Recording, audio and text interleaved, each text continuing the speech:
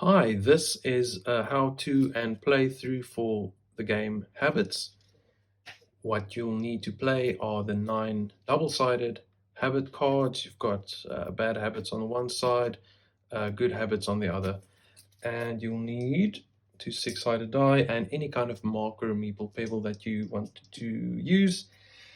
And then you can play. So the idea of the game is to end up with all the good habits facing up, none of the bad, which ends the game. Also, which ends the game is if all the blue sides are showing up, or if you're in a position where no matter what you roll, you are unable to continue the game. So those are the 2 losing conditions. Okay, so to start the game, you need to shuffle up the cards. Then you deal in a 3x3 grid, alternating colors, starting with blue, blue, yellow, blue, yellow, blue, yellow, blue, yellow, blue. Let's neaten that up a bit and check if it's centered on the camera. Yeah, that's not too bad. Great. So how do cards flip? Well, they influence each other. The good habits influence the bad habits, and the bad habits influence the good habits, depending on which ones are triggered in which order. And which ones do they influence? Let's start with that. Each card has a little pattern at the top left. You'll see those, which show the area of influence that will be flipped over if this card was triggered. So, for instance, in this little pattern, the darker cube represents this card, and the cubes around it show which cards around or adjacent to this card will then also turn into good habits. So in this case, it would be the card directly above it and the card directly below it. This is a very good one. So if this were to trigger, we would flip this bad habit to a good habit, and we would flip this bad habit to a good habit as well. And if, let's say this one, which is a terrible one, he's got a lot of influence. So if this card were to flip the card to its left, to its right, to the top, to the bottom, and the top left and bottom right corner positions would also flip. But now you'll see if this was in the middle, it would be pretty much the whole board except these 2 spots. But because the placement of the card is there, it will only be able to affect this space and this space. Because if an area of effect falls outside of the grid, nothing happens. Thank goodness. And when and how do these trigger? Let's just start playing. You'll see, take your marker, place it on the first card, and bad habits start. This card triggers automatically, which means, let's have a look. The 3 cards above it, 1, 2, 3, nothing happens. 1 card below it, this one, we lose it to the dark side. Now it's our turn. So how do we trigger the good habits? They do not trigger automatically like the bad ones do. We need to exert time and effort. So you, at the beginning of each turn, you throw your die to see how much time and effort you have to spend that day. 1 and 5, not too bad. 1 isn't ideal, but let's work with it. So what you need to do let's say we want to trigger the early bird card. It would be a good move because the whole bottom row underneath it would be good, turn to good because of those 3. So we can get these. How do we pay for it? How do we trigger it? We triangulate. We need to pay for the row in which that card is in. That would be the first row. And we also need to pay for the column it is in. 1, 2, 3. It's in the second column. So we've got a 1. We can use it for the first row. This is the only place you could put it. You could pay for this row, or you could pay for this column, but there's nothing to do in this column, so let's not do it. We put this here. We have a 5. We can cover anything with 5, so we can go for the second column. So now we've triangulated. We can trigger this card, and we will get these 2 to come to the light side. That's good. Now whatever you paid off a die, you will minus it off. So you've got 1 minus 1, 0. This one used 2, so you have 3 left, but you only have 1 die, so you can't do anything. Let's say you threw a 6 and a 5, and you did the same move. Which one did this one? It would have been 6 minus 1 would have been 5, and it would have been what if this was 5, it would have been 5 minus 2, 3. So that would be enough to then you can then put these die wherever you could to do another move. So we then could have gone and flipped this one, which would have been great, and gotten these two. So, but we didn't throw that, so that could have been an early win. Who knows? Now that's the end of your turn. You can't spend anything else. You're not doing too bad. Now the cube will move to the next available blue card, going left to right, row by row. So in this case, it would move from this one to this one. If it was there, it would have skipped these, gone to this one, or if it was here, it would have skipped this one, gone there. If it was at the end, it circles back to the start and look for the next blue card. But now we are there. Yeah. The bad habit triggers. This is the very bad one. Card to its left. The card on top of that one, on top of that one, there's nothing. The one to the left, the one to there, and then this one. Whew, okay.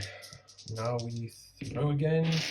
Double 6. Okay, so this is a good opportunity to demonstrate the other thing you can do. So the one thing you can do is to exert time and effort to trigger cards. The other thing you can do is at any point you can pay a total of 6 to swap positions of any of your yellow face up cards. Now for this, just to demonstrate it, I will switch this card and this card. I mean, this is a very good place for this card to be because we could have taken out all the corners. But yeah, this is a demonstration. Let's do it. So how do I pay a total of 6? You can do 1 from this one, 5 from this one. You can do 2, 4, 3, 3. I think those are the only ways to get to 6. But let's do 3, 3. So I'll pay 3 from this 6. I've got 3 left. I'll pay 3 from this 6. I've got 3 left. Now I will swap these two around. And now, as I explained in the previous turn, if you have enough time and effort left on your die, you can keep going. So now, let's see, what would be best if we triggered this card or this card? With this one, we could get this whole column. With this one, we could get this whole top row. What helps is to look at what the next blue trigger would be. It would be this one.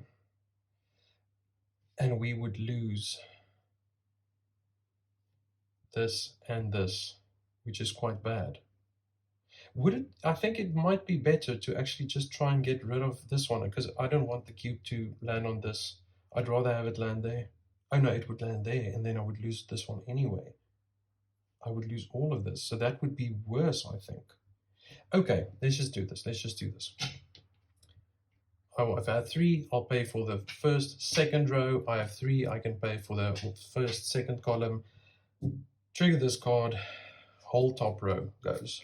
1, 2, 3, and yeah, that I'm happy with that. We paid 2, so we have 1 left.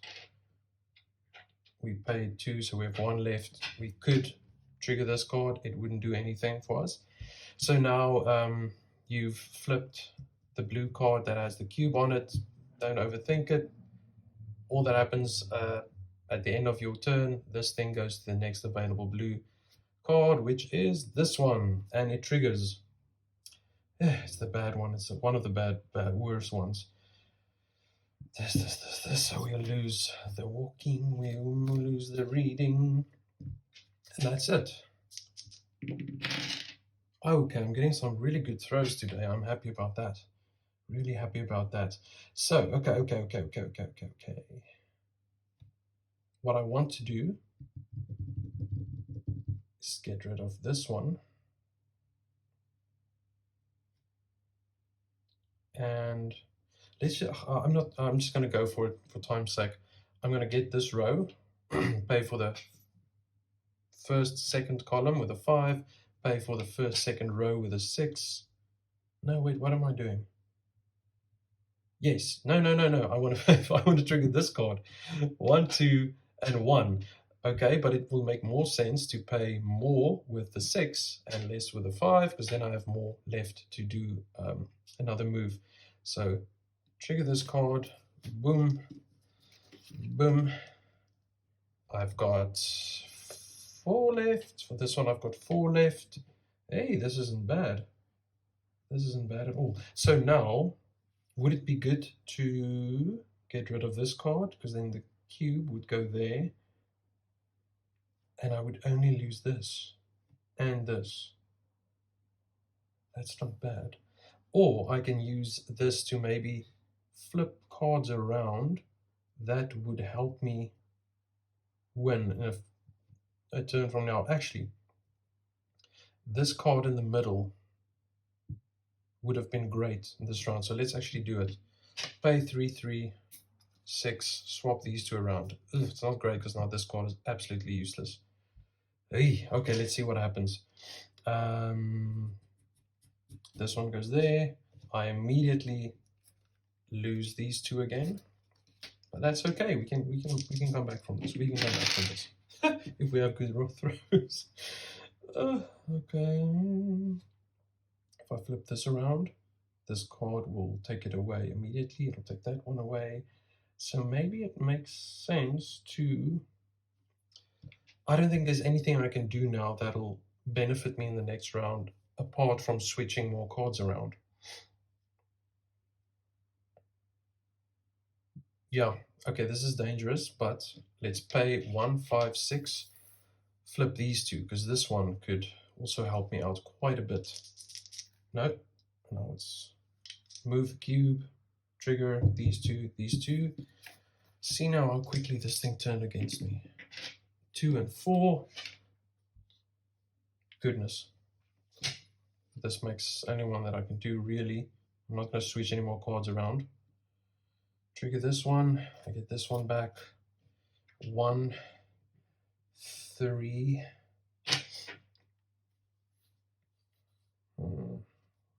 That's not enough to do anything.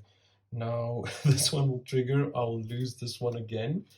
I need a really good throw to. I said I need a good throw. I'll trigger this one again. 1, 5. That's not enough to do anything. I just have to keep going and hope. Oh, this is bad. Now the cube goes back to the first available blue one. It triggers. I lose this one. I lose this one. If I win this, I'll be super stoked. Okay, so this one could get us this one back. And then we could still trigger it because we'd have 3, 3 left. We could trigger this one to get this one back.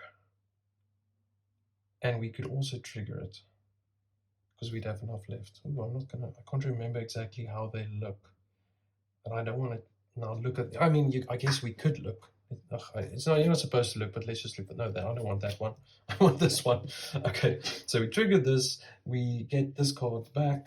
Yes, that's a good one. 1, 1, so there's 3 and 3. We can pay for the second column, the second row. We trigger this one, we get this whole row back. Ooh, it's just looking a bit better. I'm less stressed now. We've got 1 and 1, that doesn't do anything. This one again. Oh, this is not good. Okay, so it would be this,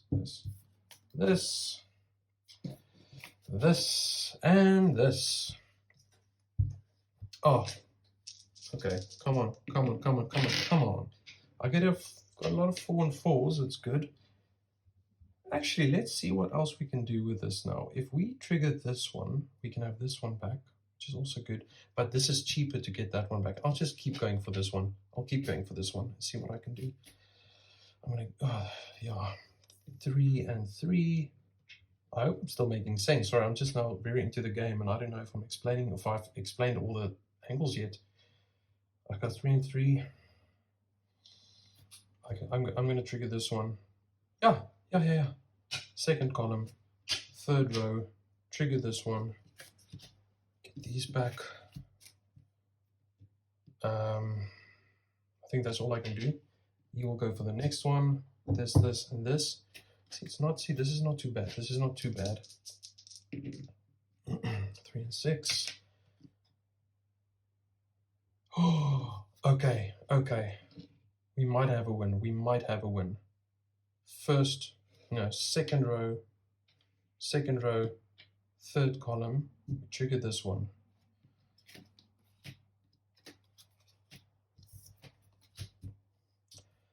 We have 3 left. We have 1 left. First row, third column, we trigger this one, and we've got a win. Yeah, that's it. That was good. I like that one. It was, I mean, a lot of back and forth between the good and the bad habits, but that is kind of how this game goes. Please try it out. It's a nice little, let's say, nice little meditation, if you could call it that, or exercise. Thank you for watching.